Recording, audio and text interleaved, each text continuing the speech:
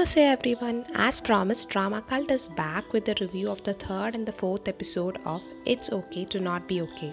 If you like the video, please give it a thumbs up and leave your opinions in the comment section. And also share the video with your friends. Spread the joy, people. If you haven't already, please subscribe to our channel for more interesting contents and click on the bell icon to be part of the notification squad. Also, check out other videos on our channel, including the review of the first two episodes of this wonderful drama. So, before moving on to the review, let's check out a small clip from this drama. 사람과 사람 사이를 어떻게 똑 떨어지는 한마디로 정의할 수 있지? 한 클래스 맡아주시죠, 작가 선생님. 오늘부터 문예 수업을 맡게 된 공은영입니다. 나 네 장단 맞춰서 춤춰줄 여유 전혀 없거든. 위선자, 넌 오고 싶잖아. 나 요새 자꾸 까먹는다. 심지어 형까지. 이젠 안 도망가네. 신경 쓰게 만들잖아 네가. On to the review part. Starting off with Chapter 3 The Sleeping Witch.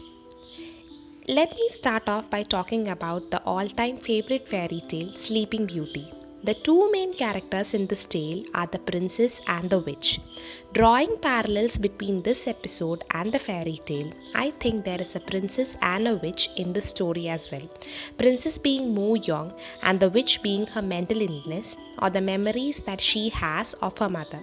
The sleep paralysis scene in this episode showed Moo Young hallucinating about a lady telling her that she will kill the prince. Prince here refers to Kang Tae, and killing the prince might be a foreshadowing of her relationship with Kang Tae being adversely affected by the mental illness and both of them ending up extremely hurt. Hence the name of this episode, Sleeping Witch. Moo Young has accepted the fact that the witch or the mental illness is an integral part of her, and she often refers to herself as the witch, which indicates that she has come to terms with the instability of her mind. The highlight of the episode was So Yeji yet again. Surprise, surprise. We get to see the vulnerable side of her character who is haunted by the demons of her past, and So Yeji portrayed it extremely well. I mean, whenever she is on screen, it feels as if we, the audience, is under her spell. The way she smiles with her eyes, just whoa. The scene of her breaking down really hurt me. The primary theme of the series, which is that of two people healing each other, is being explored in this episode even more. We get to see how Moo Young starts to slowly bring down the walls that Kang Tae has built around himself to prevent his brother, or rather himself, from getting hurt. I can't wait to see how their story evolves. I love the way in which Moo Young is straightforward with Kang Tae, which is quite in contrast to her usual manipulative ways. Although I can see her adopting such measures in the coming episodes to take Kang Tae for herself. But here she is very direct about her intentions. There is no hiding it. There is a clear contrast between Moo Young and Kang Tae. She is confident around him and he seems flustered around her, most of the time due to her unpredictable nature. In this episode, the entry of O.G. Wang, the director of OK Psychiatric Hospital, happens. He is shown to be a very eccentric character who has a fascination for his mechanical toys. The episode is primarily set in Songjin City, which is the hometown of both Moo Young and Kang Tae, and the episode often shifts between dream and reality, the past and present. I like Moo Young's interesting take on fairy tales. She says, a fairy tale isn't a hallucinogen that gives us hopes and dreams. It is a stimulant that makes us face reality. I think I will be having a favorite quote for each episode. Yet again, the background score was exceptional and it complemented the plot setting really well. Hats off to the writers for continuing to draw attention to the discrimination against mentally unstable people through the powerful scene of Kwon Gi-do. The way they unleashed his character was really interesting. A very funny, light-hearted character, but with so much depth to him. The character conveyed the importance a parent plays in the mental health of a child. The pressure built on a child to follow the norms that his parents and society created culminates in him losing himself. Special appreciation for Kwok Dong Yong for doing a cameo as this character. 자식이 부모한테 무슨 쓸모가 있어야 되는 건가? 예쁨 받고 싶어하는 게 뭐야? 웃김 인기 많아. 형은 건들지 말라고 했을 텐데 아직도 안 왔어? 착각하지 마. 너 죽을 때까지 너도 죽을 때까지 나를 몰라.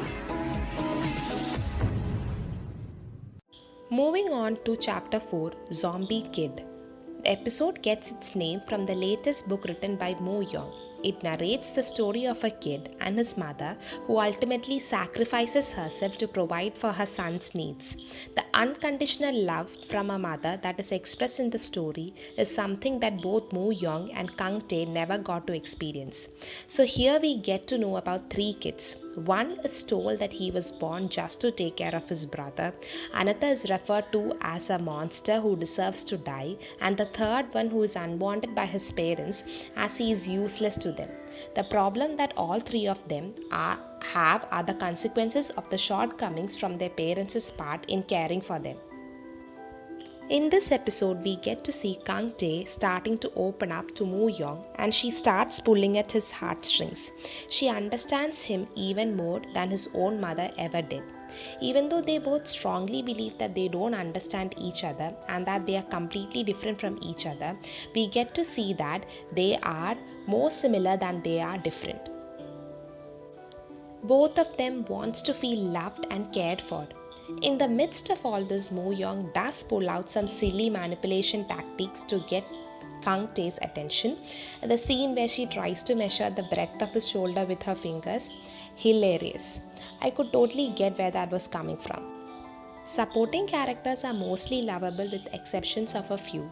Quirky interaction between Mr. Lee and his assistant and also between the hospital director and the head nurse are funny, and I won't complain if we get more of it. Another aspect that caught my attention was Moo Young's view on the society. She understands that the society is deeply flawed. She accepts it for what it is and she does not have any expectations from it. Now, I'm gonna take that as a life lesson to hold on to. This episode was paced slower than the previous 3 episodes. They were giving time for Moo Young and Kang Tae to understand each other and discover themselves in the process. I wonder if there is gonna be a story between Mr. Lee and Juri. If there is, I'm totally up for it. I don't want Juri to be reduced to a 2-dimensional character who is there to just mess around with the relationship between Moo Young and Kang Tae. Because that will be such a cliche.